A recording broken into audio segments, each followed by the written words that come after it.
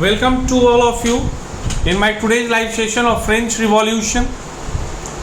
अभी तक हम लोगों ने क्रमवार इस चीज़ को समझा कि किस प्रकार से 21 जनवरी 21 ऑफ जनवरी 1793 को लुई 16वें को फांसी दे दी जाती है और उसके बाद मैरी एंटोनियट जो रानी थी उनका भी वही हश्र होता है। And afterward there was a time duration as a terror timing, आतंक का राज रहता है 1793 से 1794 तक। एक्चुअली जिस प्रकार से जैकोबियंस के द्वारा कार्य किए गए, जिस प्रकार से जैकोबियंस के द्वारा चीज़ों को पकड़ा गया, एक तरह से ओवर रूल किया गया, नतीजा कुछ नहीं निकल कर आता है। एक बहुत ही आतंक के दौर से पूरा फ्रांस गुजरता है।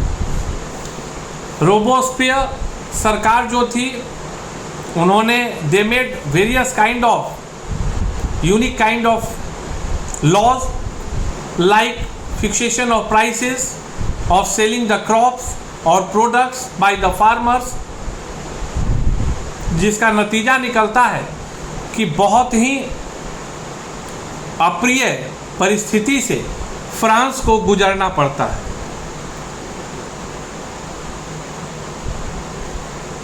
Actually, on that time, the government decided to crush the local people. लेकिन परिवर्तन लाजमी होता है और जब नीतियां स्पष्ट नहीं हों तो किसी भी परिस्थिति को ज़्यादा समय तक शाश्वत नहीं बनाकर रखा जा सकता।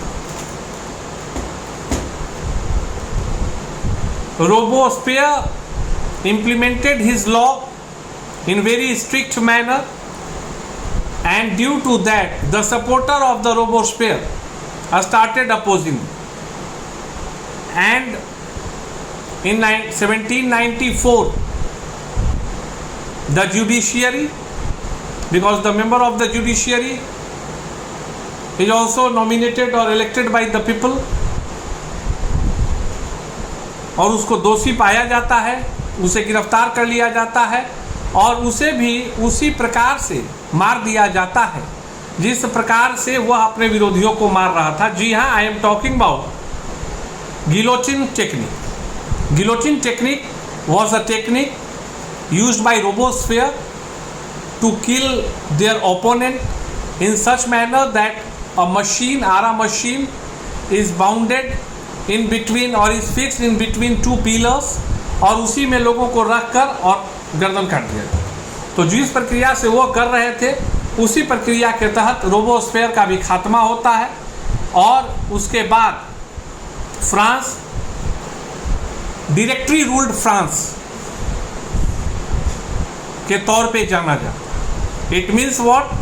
After feeling the awkward situation created by the Robespierre, the concern middle society, Jacobins के जाने के बाद पुनः मध्यम वर्गीय के हाथ में सत्ता आ जाती है। And again like previous thing, the economically backward, जो आर्थिक विहीन तौर के लोग थे उनको फिर से वोटिंग के अधिकार से वंचित कर दिया जाता है, हटा दिया जाता है। जिस चीज़ को लेके जैकोबियंस अपने कॉन्सेप्ट को लेकर इम्प्लीमेंट किए थे उसका मीनिंगफुल नहीं रहने के कारण फिर से उनको हटा दिया जाता है। और इस बार संविधान के तहत ऐसी व्यवस्था की जाती है कि शासन किसी एक व्यक्ति के हाथ में न होकर समूह के हाथ में। And for the implementation of that they appointed और दे selected a 5 members executive body. Those were responsible for the successful work, जिनके ऊपर जिम्मेवारी थी शासन करने की। और ये भी एक तरह से फेल्यूरनेस था फ्रांस का, चूंकि व्यक्ति की निरंकुशता को रोकने के लिए, चीजों को समझो, व्यक्ति की निरंकुशता को रोकने के लिए लुई 16वें को हटाया गया, फिर जैकोबियंस आए, फिर वही गलती हुई, और उसके बाद डायरेक्टरी मेथड अप्लाई किया गया कि भाई एक व्यक्ति निरंकुश हो जाता है, समूह के द्वारा शासन किया जाए। लेकिन इसमें भी इतने अंतर विरोध होने लगे कि कार्य प्रभावित हुआ, और इसके फेल्यूरनेस का ही नतीजा था नेपोलियन बोनापार्ट का उदय। आप सभी जानते होंगे कि नेपोलियन बोनापार्ट का उदय हुआ, वो इटली से थे, वो फ्रांस से थे, लेकिन उनके उदय होने, नेपोलियन बोनापार्ट के उदय होने का जो मार्ग प्रशस्त होता है, वह डायरेक्टरी का जो एक अनसर्टेनिटी फॉर्म था, अस्थिर स्वरूप, वही नेपोलियन की उत्पत्ति का कारण होता। अब बात आती है कि लगातार हमने डिस्कशन किया कि भाई पहले लोगों को अधिकार नहीं था, फिर जैकोबियंस लड़े, लोगों को अधिकार मिला, पुरुषों को, गरीबों को मिला। बात महिलाओं का, अभी तक हम लोग इस चीज़ पर नहीं आए हैं कि the French revolution was supportive for female और नॉट। महिलाओं के लिए यह क्रांति थी या नहीं थी, या यह क्रांति सिर्फ पुरुषों के लिए ही सिमट कर रख, अर्थात हम लोग जानना चाहते हैं कि महिलाओं को इस क्रांति से कोई लाभ हुआ कि नहीं। तो डेफिनेटली महिलाएं शामिल तो शुरू से थी, अप्रत्यक्ष तौर पर, शासन के विरोध के कारण अप्रत्यक्ष तौर पर थी। इनफैक्ट जो तृतीय स्टेट, थर्ड स्टेट के लोग थे, उसमें जीवन निर्वहन के लिए महिलाएं काम करती थी। It means they are having their duties and they are having their role for the stability or for the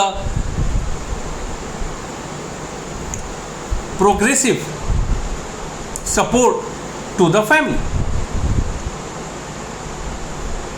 That was the fact that majority of the female was not having the opportunity to learn technical things or to get education. That was the fact, because it's the fact that in that time the female from the rich society, the females from the rich society were getting the opportunity to study.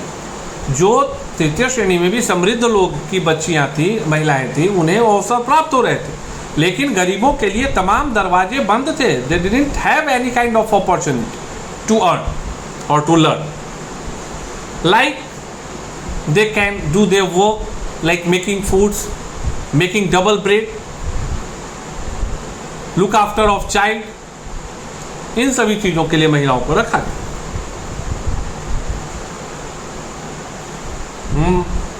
महिलाओं ने भी अपने अधिकारों के लिए, अपने हितों की रक्षा के लिए पॉलिटिकल क्लब्स बनाने शुरू, and in that time approximate of 60 clubs comes in line, war. And in that time, one of the club which was having the name of the Society of Revolutionary and Republic Women was the famous club of the female segment in that. And they are having a major demand that female needs equal right as well as male in political point of view. It means महिलाओं को भी पुरुषों के जैसे ही राजनैतिक अधिकार मिलने चाहिए। यह उनकी एक प्रमुख मांग रही, यह उनकी एक प्रमुख मांग रही। That was the fact that according to the Constitution of 1791, the female was considered as a उनको निष्क्रिय नागरिकों के ही तौर पर रखा गया, बट उन्होंने अपने लिए मताधिकार, वोट राइट्स, इलेक्शन और selection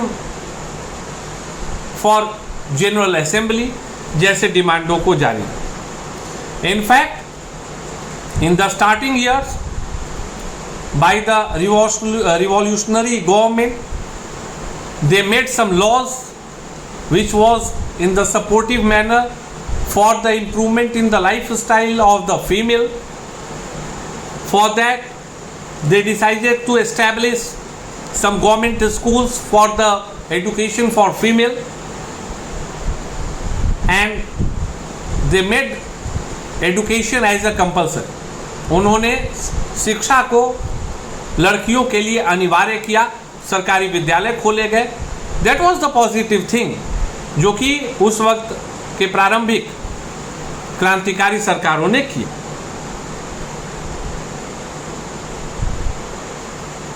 According to them, the father didn't force their child. वो अपनी बेटियों को मजबूर नहीं कर सकते थे to marry.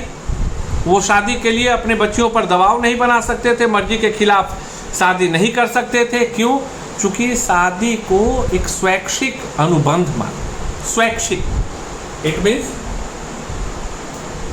The decision taken by yourself, वह निर्णय जो आप खुद अपनी मर्जी से लेते हैं।